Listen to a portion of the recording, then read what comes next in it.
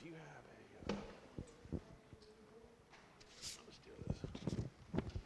Good morning. My name's Greg Holsinger, and I'm here with Brian Grubb. And we're happy to have a second town hall meeting after a few weeks ago. And I'd like to start this morning with prayer. If you'll pray with me, I loved the prayer we had this morning. Most holy and powerful God, we take courage today that you will provide all we need to keep your presence at the center of our work to rebuild this church and the community around us for your glory.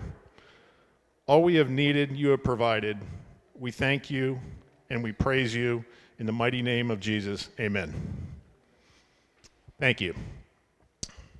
So we had a town hall meeting a few weeks ago, if you were here. We got a lot of great feedback, and I thank you for that. And we've taken feedback and we've incorporated it into possible plans, and I'll call them directional plans for our church. The idea would be that we, about a month from now, vote to proceed or not. And we hope that we can all be in union in proceeding or not proceeding. The worst thing to happen in my mind is that our very special church family is divided over this topic. That happened before in our church history, and we can't let that happen again. So with that said, before we take any questions or comments, I'd ask that the committee members who are here and were able to make it this morning, please rise so you can be identified. Your hard work really has paid off, and I appreciate all your efforts, so thank you.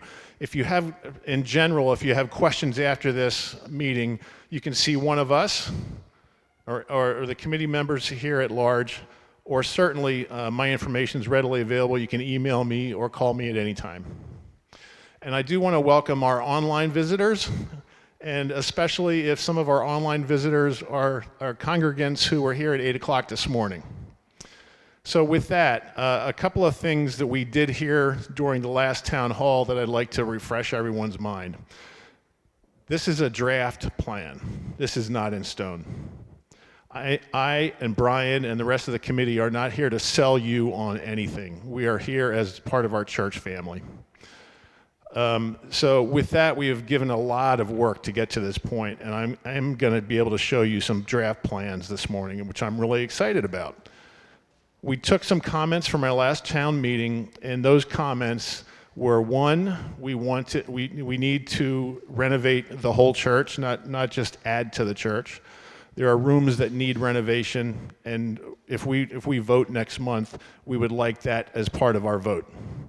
Secondly, the youth program needs to be at the forefront of anything we do.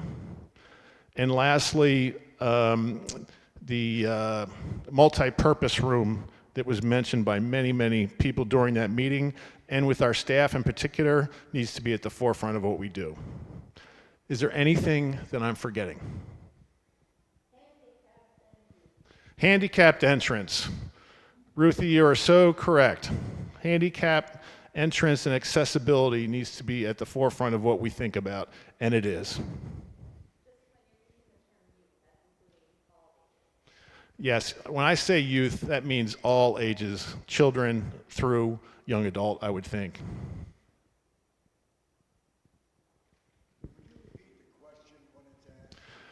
Yeah, the question is, did I miss anything from comments from last time in terms of general themes? These are directional themes, and this is going to be a directional plan that you'll get to see this morning.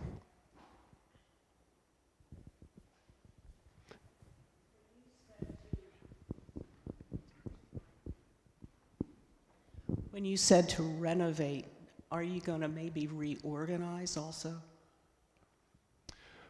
Great question, and the question is, are we going to reorganize? And when I say renovate, I may even mean revitalize. So the church as a whole has a lot of deficiencies that we know about, and it has a lot of maintenance that's been deferred. So I think we need to take all that in consideration in one project. The big picture is that in our 100-year existence, we've had 5 major renovations, and they've all come because we were growing. And so the idea here is to sort of make them all make sense right now and how the church operates right now. So I would say yes to answer your question. It took me a long time to get to that, but yes.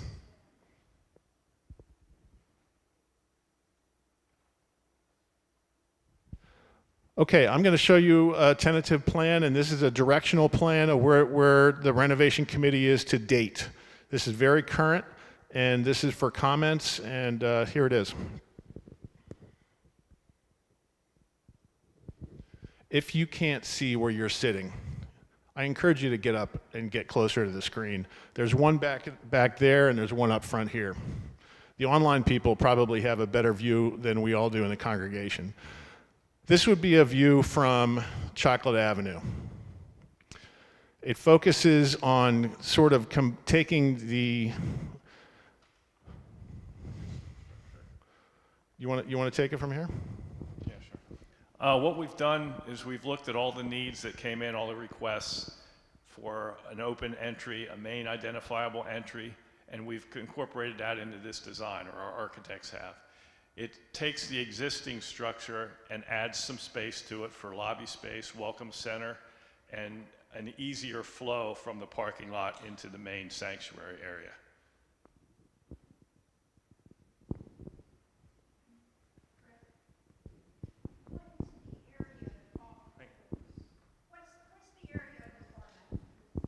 The area where? The far left.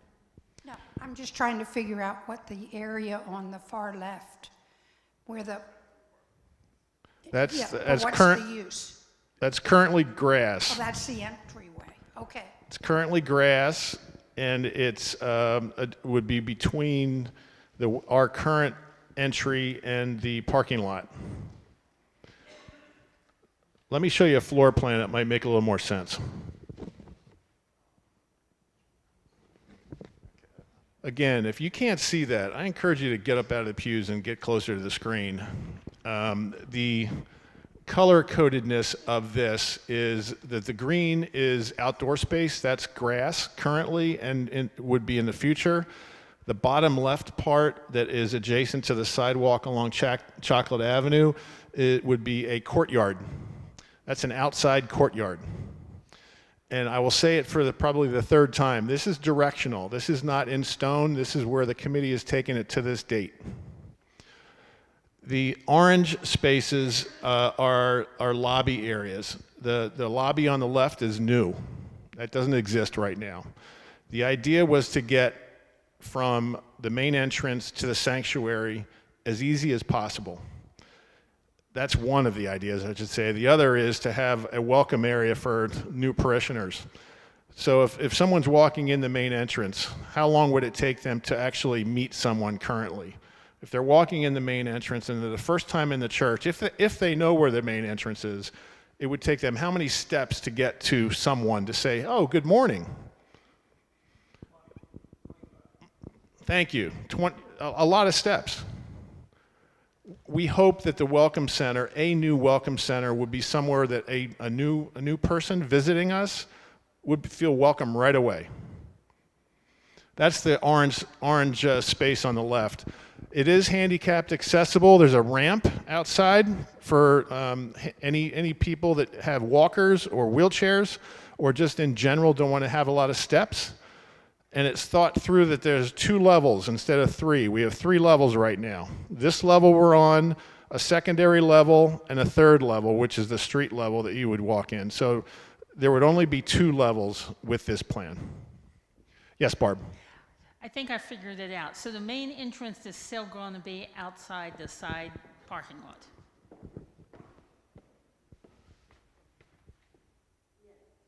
Okay. That's still the main entrance. You walk into a lobby immediately instead of a hallway with stairs to the left and offices to the right. The elevator remains in its current position. So.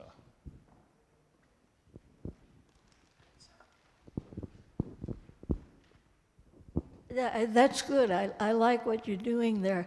And the other thing, I like the first slide you showed using the what used to just be the alley to get into the porch for the parsonage and the porch for into here. But I was thinking the same thing, that if you use that archway in between and put steps there, that we see had the same idea I did.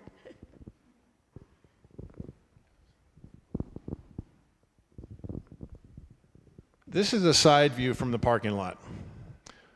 This would show the new entrance, if you will, the main entrance from the side view. And you can see where if you can see the person that's standing there, that's the level of the patio that would be forward facing. Part of the idea here is to be more community faced, to be facing our community and not necessarily be a fortress, if you will. We're described by many people that aren't in this room as a fortress. The church is beautiful, but it looks like a castle, and it may not be approachable. By having an outside patio with nice possible tables and awnings and things, and in the summertime, we can be forward-facing to the community, and also would be a nice transition from the new park that's just to the east of us. Other things, Brian, I forgot to say there? I don't think so.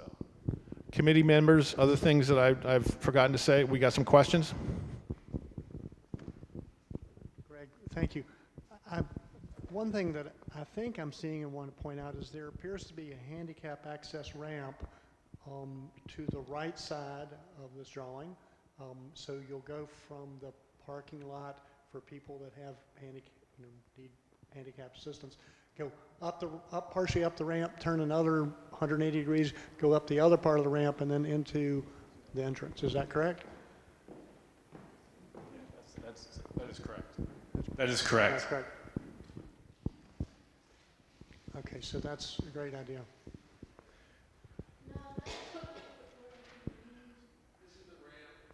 There's a ramp and steps there. Steps.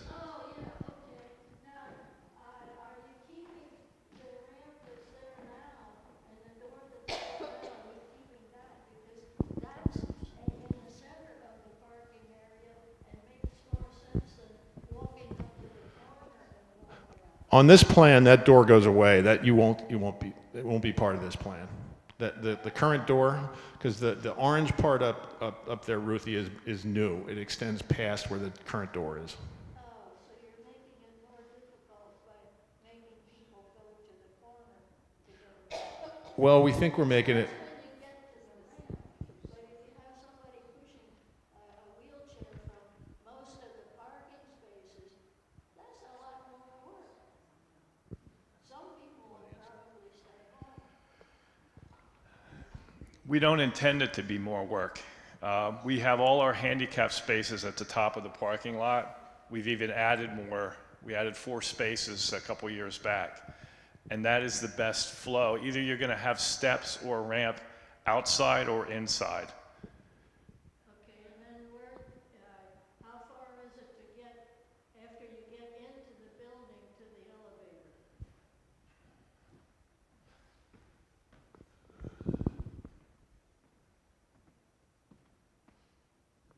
elevator? The elevator is here. It's at the same location. So. You wouldn't need the elevator to get to the sanctuary. Your flow would be in this door here, into the lobby, welcome center area, and then directly over to the elevator here. And that.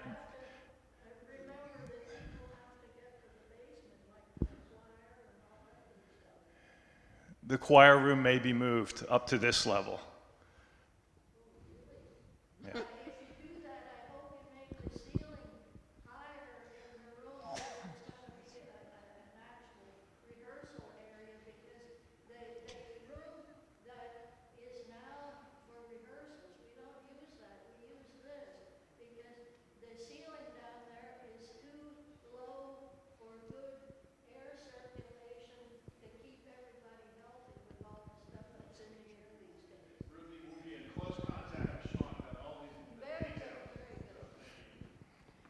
My question is the courtyard. Is there environmentally, or I don't know all the requirements, could that still remain green? Good question. The question was, will the courtyard remain green or have some green effect to it, if I'm paraphrasing? We think the courtyard will be pavers. We're not that far in terms of design. This is a conceptual design, directional design. So we can work on those details later. My guess is there'll be a lot of planters there. But as far as being green, you're seeing the green spots that are green from this directional design.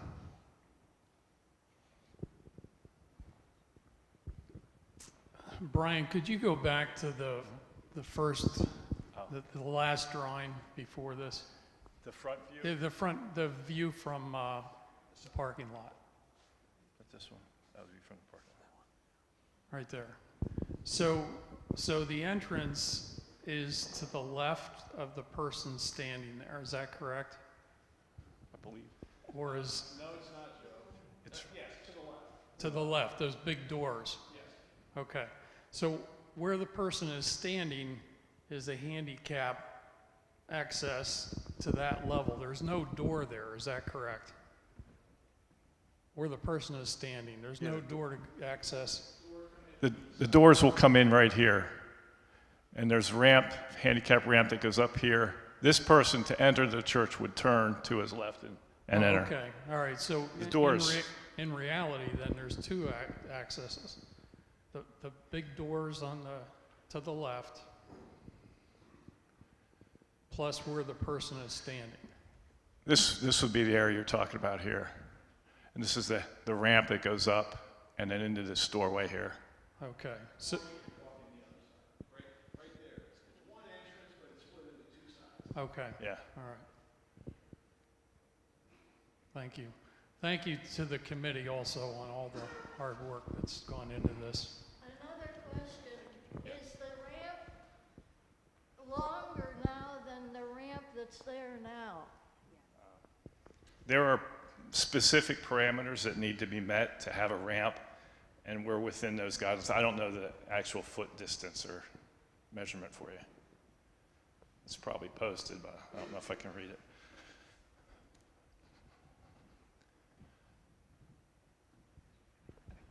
Maybe I'm jumping ahead, but when you were talking about adding and renovating, is there like a split in the budget as to like how much will be spent on making the new spaces versus how much will be spent on renovating current 3 floors of space? Aaron, great question. So the question was, will there be the budget split out into additions versus current renovations to existing spaces? And I want to answer that with a definite yes. I think it's important that we all know what we're voting on. This first vote in December would be a directional vote that we want to have a green light or a red light. I don't know that there's really a yellow light. I think it's either green or red, and we continue down the road of renovation, and then we finalize where our thoughts are. Right now, we're not there with finalization. This is really the second iteration as far as the design goes. But yes, it's important that we know what it's going to cost to put the addition on. It's important that we know what it's going to cost to renovate the room below us, the social hall. It's important that we know if we're going to have outside parties in the church to provide sustainable income going forward, what that's going to cost to renovate that space. So great question, Aaron. Is that information come after we vote yes? Like, does that information require more digging? You know what I mean? Like, what decision comes first? I think we'd be looking at maybe 3 options for directional green light or red light with finances. I don't know that we can get to specific, this room's going to cost $82,000 to do, or this room's going to cost $13,000. I don't think we'll be that far by December. I think we will be by December being able to say we've got a renovation budget of X million dollars, or we want to think less than that, or we want to think about less than that. I think that's where we'll be in December, but the important thing is that we're unified in where we're going.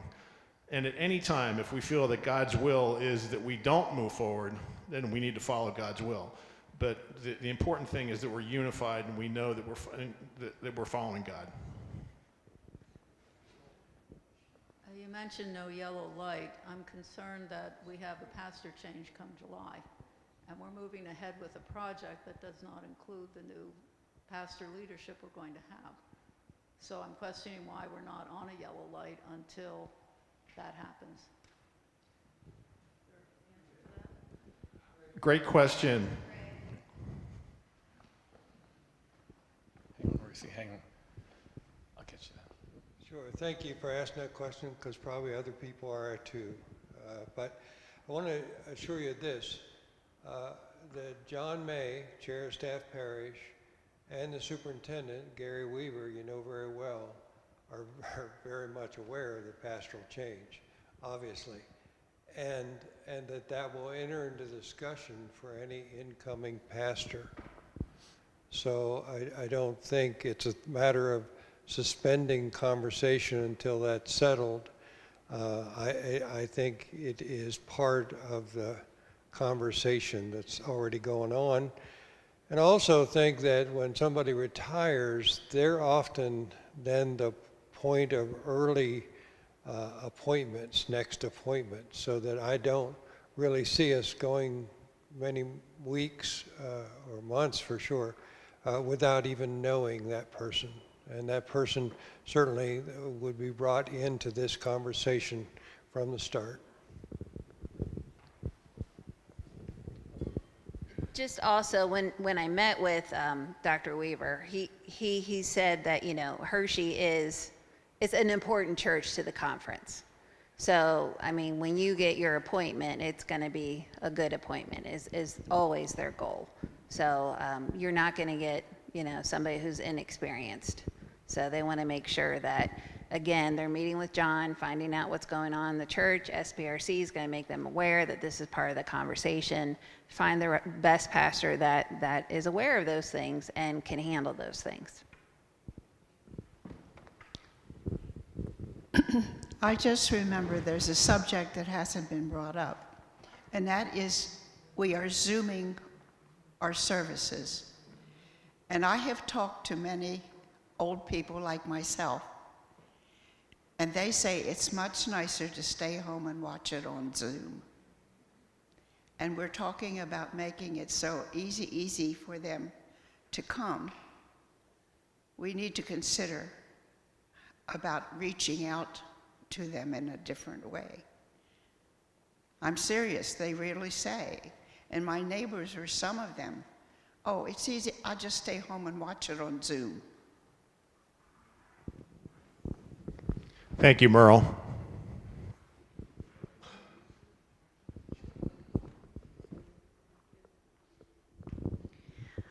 I would just like to say that I know they're going to be looking for a new pastor, and I think that's all good. But I, for one, would not like to vote until I know who the pastor is going to be and where our leadership and how strong they are on things like this. Because this is a big, big step to take.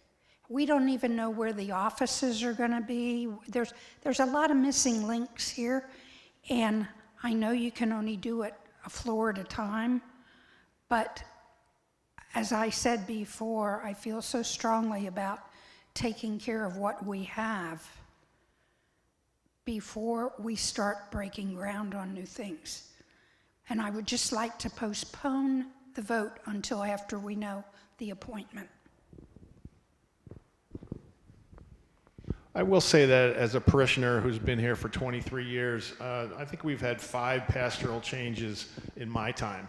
Those of you who have been here longer than that have experienced more than 5.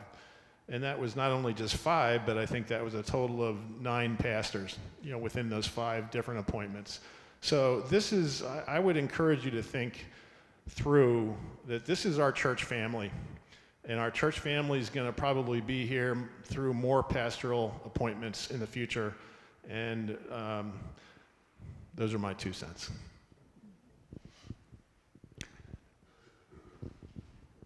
Thank you. I want to echo Sherry's concerns and Sue's concerns about the leadership transition that we're facing. Also, I just at this point, I just want to thank Pastor Jen for her service over the past, is it 4.5 years? Okay.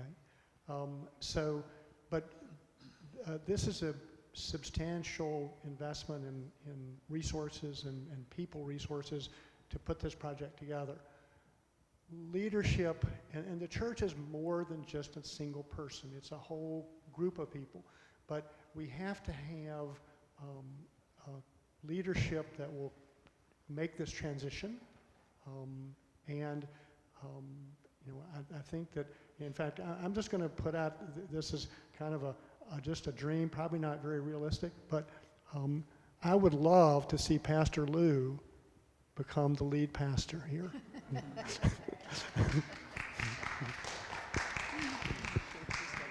isn't happening. You can do it. to Gary Weaver, take a listen.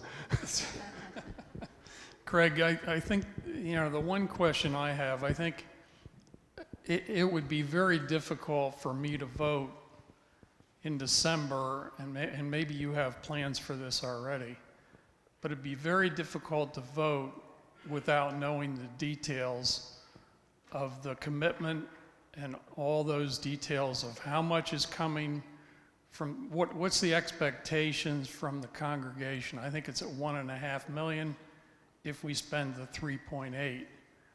But I think all those details should be laid out before the vote. I don't think, for one, I couldn't vote on it without seeing those details.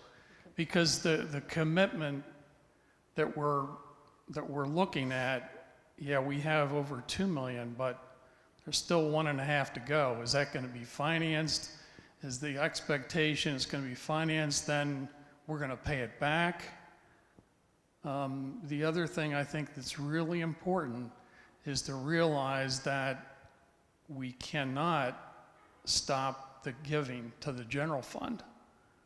So that commitment is big in terms of everyone would like to contribute, but you can't cut back on the general fund because we're going to have we're going to have the capital project and then the monthly giving. Well put, Joe. I don't know that I have anything to add to that other than we will have details in December if we all choose to, we want to take it to vote in December. I'm not trying to push this down anyone. And the idea was to try to stay on a schedule for the 2028 100th year anniversary, as well as keeping this on a schedule. We've been working on this for about 18 months. So those of us that have been working on it would like to either have a go vote or not. Details are important to vote on, and I wouldn't bring it to vote without details. Does that help?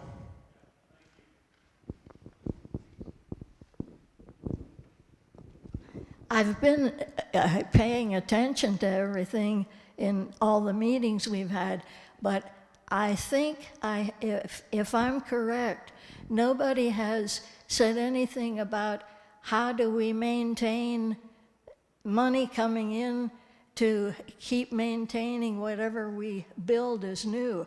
Because I'm thinking a lot of the people that, not everybody contributes what they can, but I'm thinking some of the people that can really put a lot of money in the collection, they're probably getting older. This is a congregation getting older. So I'm wondering, have we considered what it's going to take like 20 years from now to maintain and keep everything ship-shape? Yeah, sustainability of the building has been front and center in terms of our committee discussions.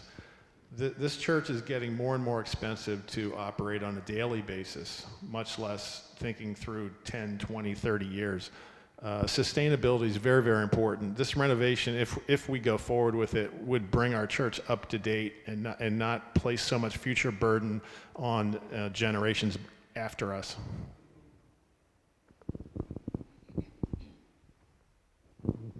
Just continuing the conversation about the pastoral change, that wasn't even on my radar as far as I don't want to say having an impact. Obviously, it'll have an impact, but speaking to what Greg was saying, that this membership and the committee should have far more say in what is going to happen than in one individual. But what I'd like to have is the perspective from either Pastor Jen or Pastor Lou of what their role has been and what the pastor's role should be in this type of situation.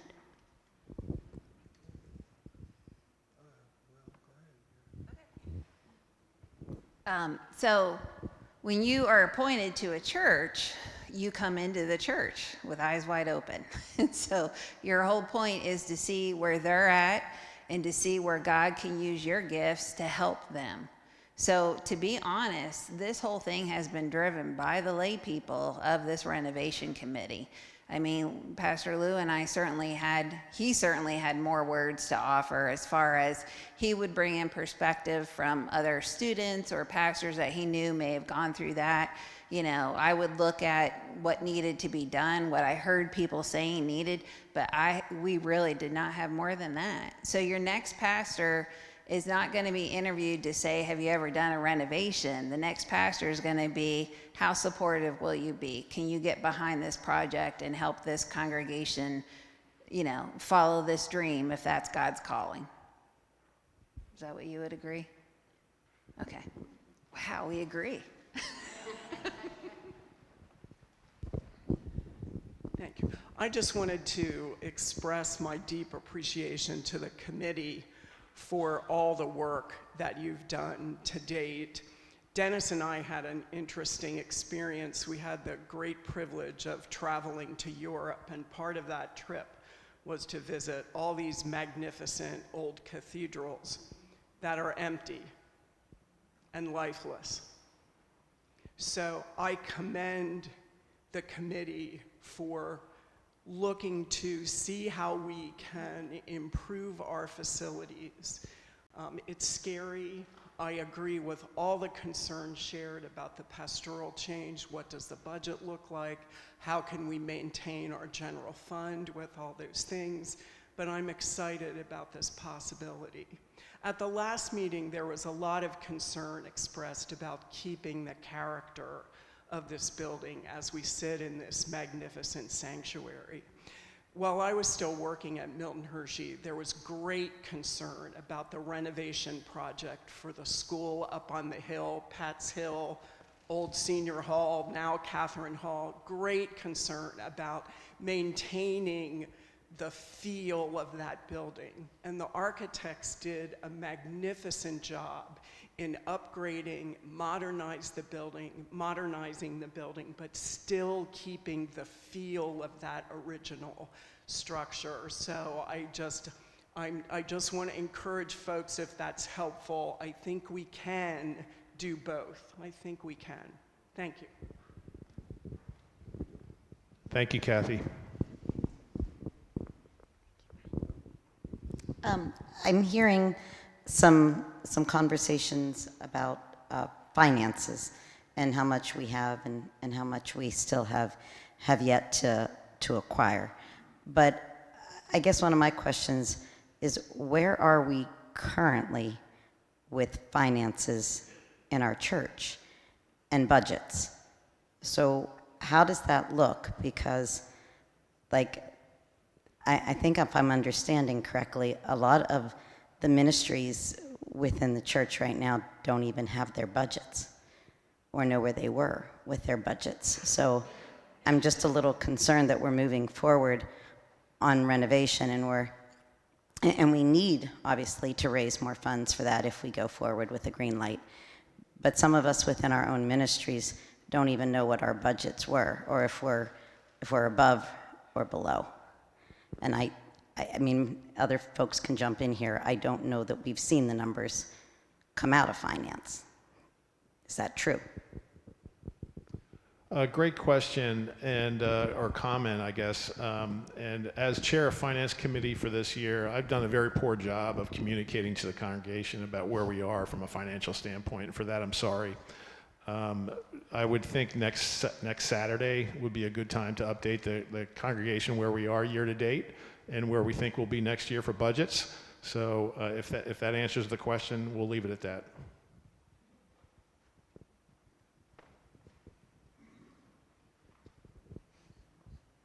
I missed the beginning of this meeting, but we're looking at a vote in December, is that correct? On this project? And if so, this is just to move ahead with the project, not to agree to anything except the project. Is it possible then to separate the $250,000 was thrown out for what's needed for maintenance right now?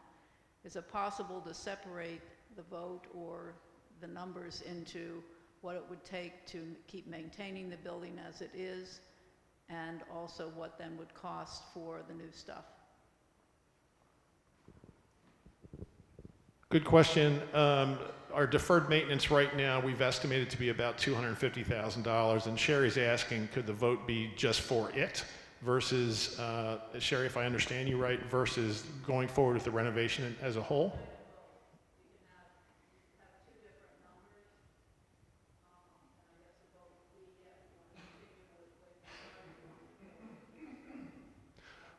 Well, I guess what I'll say right now, Sherry, is I would take this back to our committee and see what the committee thinks as far as for our vote in December. And the vote in December is to be a directional vote. It's not, we're going to sign contracts with contractors. Council has approved spending $40,000 to date with the people we've enlisted to produce these plans to date.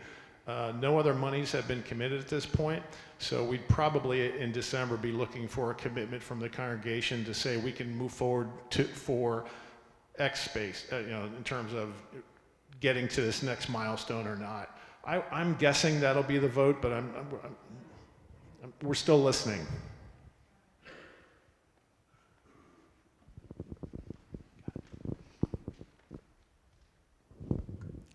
My name is Sue, and I want to tell you how delighted I am to see that our arch on Chocolate Avenue is incorporated in our plans.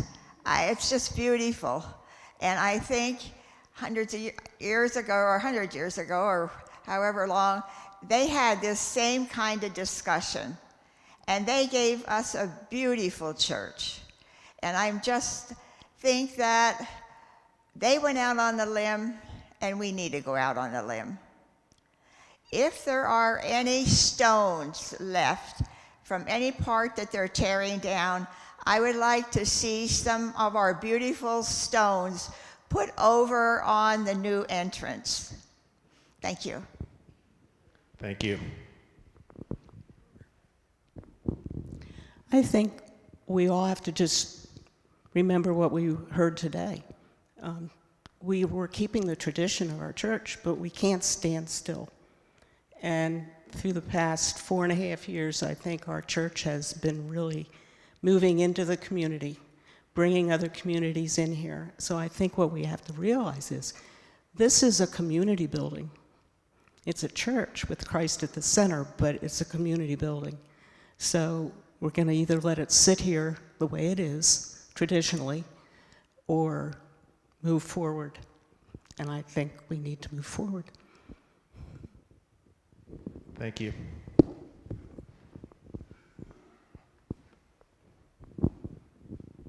At the beginning, we talked about the focus on the children and youth and multi-person, and I don't see that in this elevation. Is that something that's in one of the other floors, or how is that incorporated? Will that be part of the plan by December, that we can see some of those ideas? I really like the flow from like the main this new entrance, and how do we go from there? Great question, Peter. And the question centers around the youth program. We've been talking a little bit about having the older youth, high schoolers, have a room right in the front of the church. I'll point to it.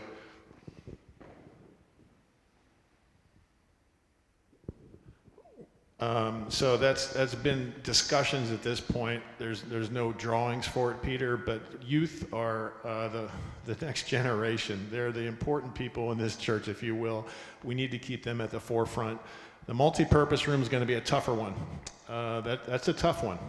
So we haven't gotten to the lower level or the third level as of yet, and so just bear with the committee at this point. And I make this promise that we're not going to commit to anything without being unified as a congregation. These are directions. So great question, Peter. And you have my word that the youth will be at the forefront of what we're thinking through.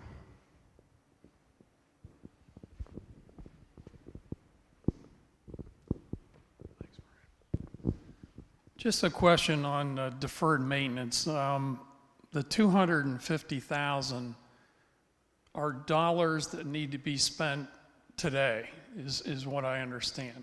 That isn't for the future. That's part of the capital project. Is that correct? I just submitted a bill for payment to the accountants for repairs to the roof and upkeep to the roof. That figure was $15,000.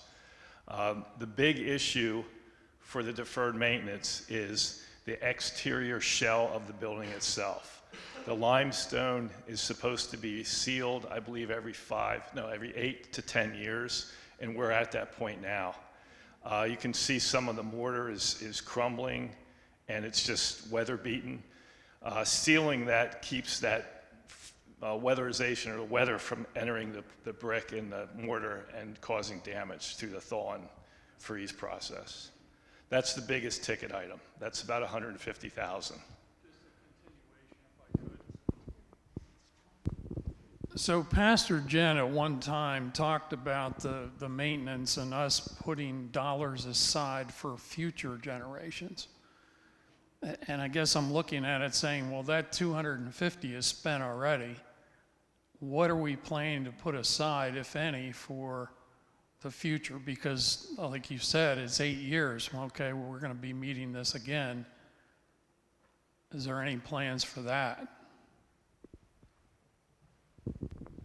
I have not heard that, so I don't know where we are in the finance part of it. I pretty much handle the building part of it. But Joe, part of what the renovation would be to set us up so that we have regular intervals in the next 20, 30, 40, and 50 years of what the church needs, and so we can plan for it. But this should, I would think this renovation would take us through the next 20 years where we don't have to worry about anything that's going on in the building. If we did, I don't think we're doing our job right now. So, but we don't want to burden future generations, but at the same time, we know it's a historically old church, and there's going to be future things that need to be worked on. But hopefully we'll have a map, a road map for what to plan for. Maybe that's what Pastor Jen was saying, that we would have a road map, not necessarily the actual dollars put aside, but the road map for what we'll need in year 22 or year 32.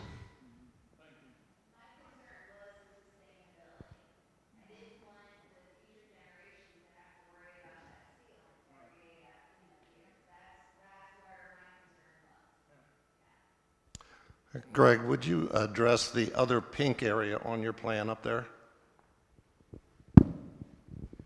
The pink area in the middle is a continued lobby. Right now, there is a current door. This is the area you're talking about, Tom? Yes.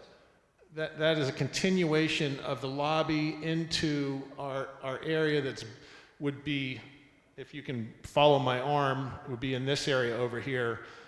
We're struggling with the architect to not be confusing on the front of Chocolate Avenue, where we know we have 7 entrances right now. We don't want to add to that. And right now, this plan shows for an entrance coming in here as well as here. And I think that's going to probably be solved in the next few days or weeks.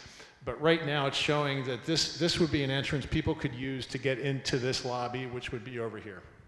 So no change to the courtyard coming in from the front of Chocolate Avenue? Well, we've had some people on the committee that expressed interest in bringing this wall out to the courtyard on the front, and this wall would be adjacent to the arch. I just want to make a couple other comments related to my experience on the committee and the points that I think have been made a little bit here. Having been involved with the endowment committee for years with Greg since its inception, that has grown nicely and produced an opportunity that we have here to expand. But what we need to know as a church congregation is that we have begun to fall back on that endowment fund the last 2 or 3 years to support our operational funds for this church. If we use all of that endowment fund and we have none left, will we have a difficulty supporting our operations on a yearly basis? I think the church needs to be aware of that, as well as maybe preparing for at least leaving some of that endowment fund present before we go to a major project. The other concept that I did a little homework on is if we look at our attendance just in church on our services, 8 o'clock and 10 o'clock over 224 and up to the beginning of October of 225, we're averaging less than 300 people a morning. That's average much less than that actually. Some days it went over that, but most of the time it's 230 to 245, 250. That's how many people are supporting our church now, compared to what we had 5, 10 years ago with the previous renovations and the attendance and the support we had with the numbers in this church. So we depend on those people coming to support what we're planning on doing here. My final comment is that I think this church definitely needs an upgrade. In our committee, we talked about some things with carpeting, paint, etc., with these 2 rooms out in the waiting area. Some upgrade of lighting to enhance the outside of this building. Things that really could enhance the building as is. If that was voted on in some near future, I think that would be accepted.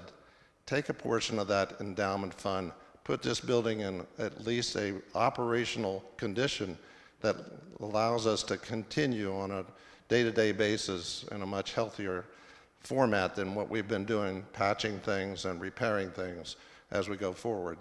That may be 400,000, maybe 5, maybe whatever, but those numbers should be determined and then go forward with something of that sort. So this building continues as it is. We have so much space in this building that is not being used and that is collecting so much stuff. I know we all know that we live in a house for lots of years, we collect a lot of things. We all mostly know this sanctuary, but if you take a trip around this church and look in some of the other rooms in the building, it's unbelievable what we're storing. It's all useless stuff, and it's been there for years and years and years. And there's so much unused space that we need to utilize that space. We clean it out and maybe offer it to community for different services. Maybe we could make something go from that perspective. So my opinion, we need to progress. We need to do something renovation-wise to update the church, and then we need to look down the road to maybe do these plans that I think are very positive. May I paraphrase that? Is that a stage 1 and stage 2? No, I'm asking for an answer. Is that stage 1, stage 2, or are you saying stage 1 hold and? I think stage 1 is go with what we have to have done. Stage 2 would be looking at this process. I just have a question about the financial support you're receiving from the congregation. Have you noticed that those who are watching the morning worship service online and aren't able to come to church are not contributing because they don't come into the sanctuary and use the services? I mean, I don't mean this as an accusation, but is that part of the fall off in contributions? I think our contributions have been falling off for the last 15 to 20 years in general. There was a report done in 2016 that predicted where we'd be into the 20s and 30s, and it's happening. It's coming true. And part of the idea of this renovation is revitalization of this congregation.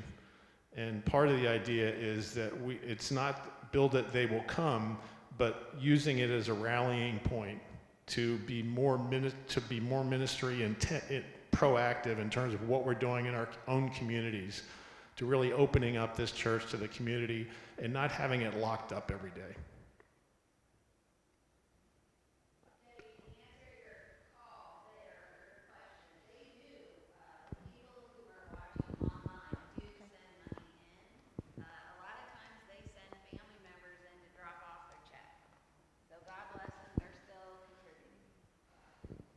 Sorry, I didn't answer your question, Debbie.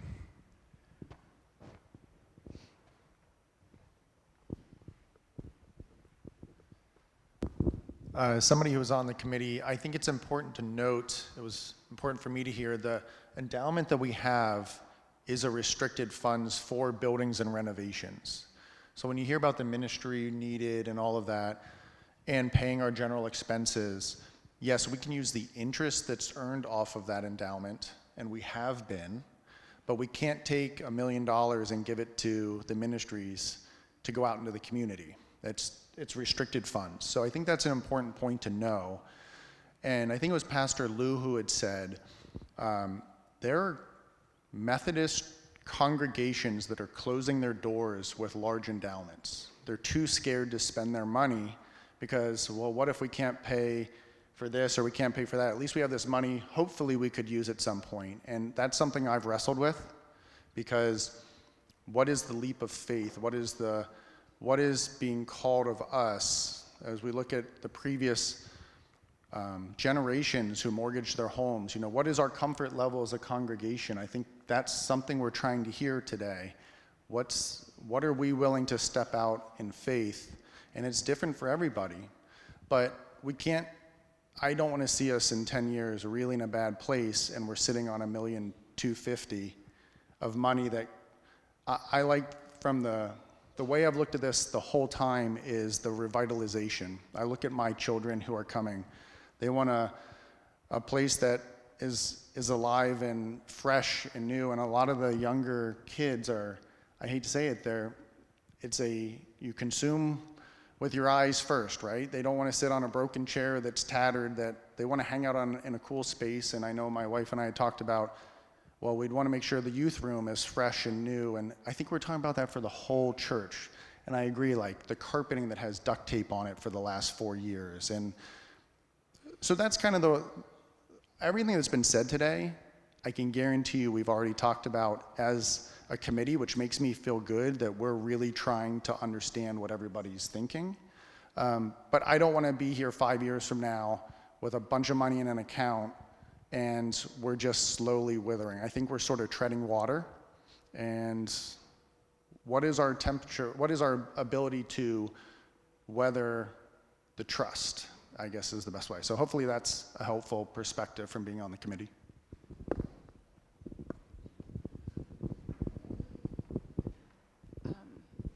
Would it be possible to get almost like a decision matrix ahead of December? Like, here is exactly what we are saying yes or no to in December. Here is the next step of the process, and here's the next time the congregation will vote on X or Y. I think for me, I agree, I need to understand the annual giving of the church, and I do think the youth funding has been cut. Our kids are paying to go to events, and so that doesn't necessarily entice me to invite other people along to go with them, because I don't want to burden a family with, $100 price tag to things. So I think for me, I need more information to vote yes on a $4.5 million, $10 million, whatever it is. But I want to take the leap of faith. I don't know. A decision matrix for me would be very helpful to know what I'm voting for and what it comes next down the pike. Thank you, Aaron. If we have a vote in December, and I say if, but the plan is to have a vote in December, you'll have information with at least 10 days that you can discern and pray about and take a look at. And then we can get together and answer questions.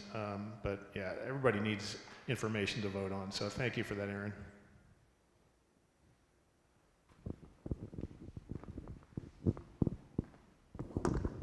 You can't put new wine into old skins.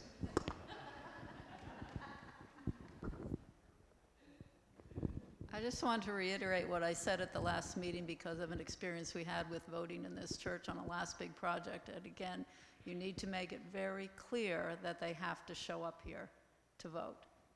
That you can't do it online, you can't do it mail-in. According to Pastor Lou, the vote has to be the people who are in this room for when you vote. That's all.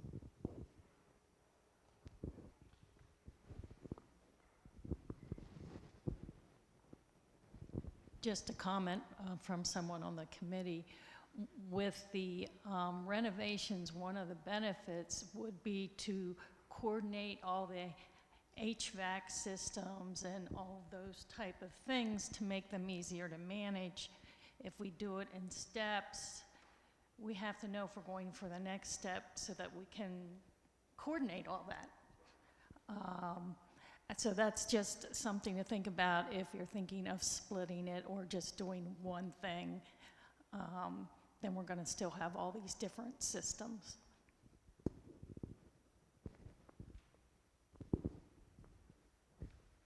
Any other comments? Yes, Joe.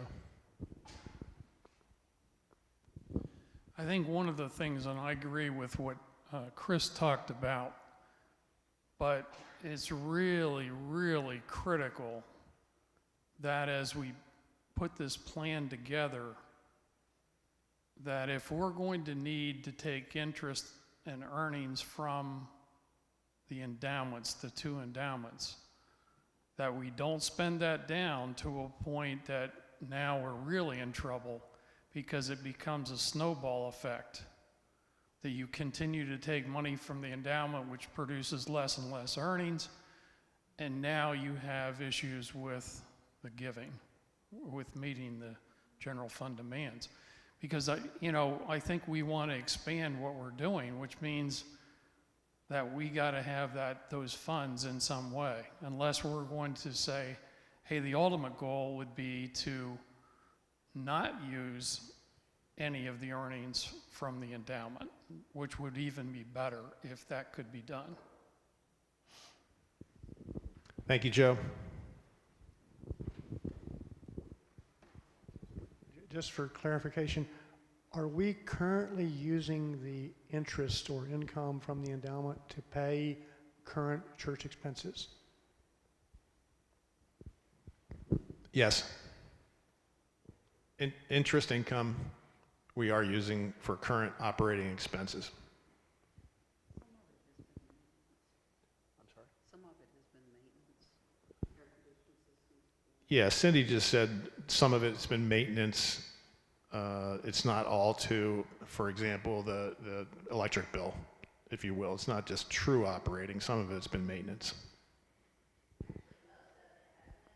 Yes, they're major expenses. We replaced the generator in the last few years. We replaced the furnace in the last few years.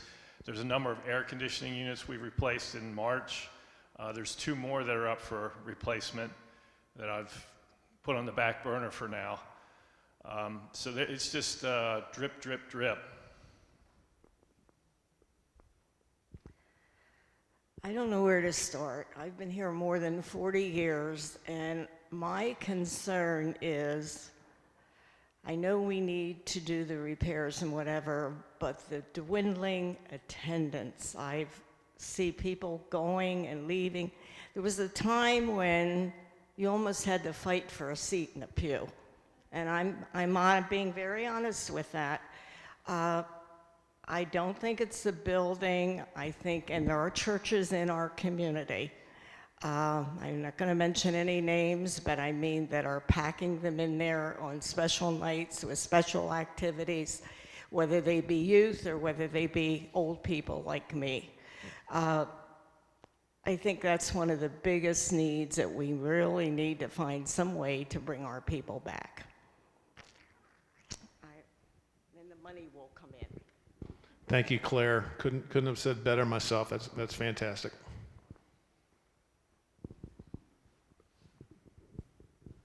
I'll keep the church nameless, but I know the one you mean. And one of the ways that they do it to get everybody in doing something is because they do everything from little kids on through bell choirs and choirs and prayer meetings and all kinds of things. They have it all the same evening, and they serve a meal. So that doesn't, you contribute to the meal so that the expense is covered.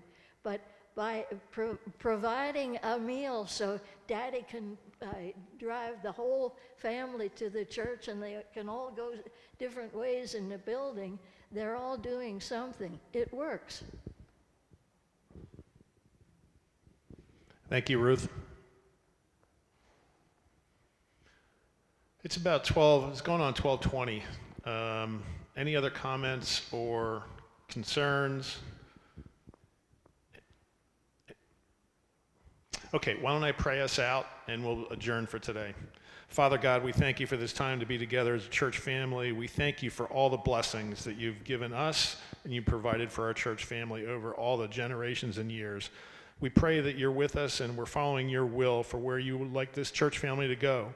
We pray this as we go forward from here today. We pray for safety on the way home, and we thank you again for all the blessings that you have given us in your Son, Jesus Christ's name. Amen.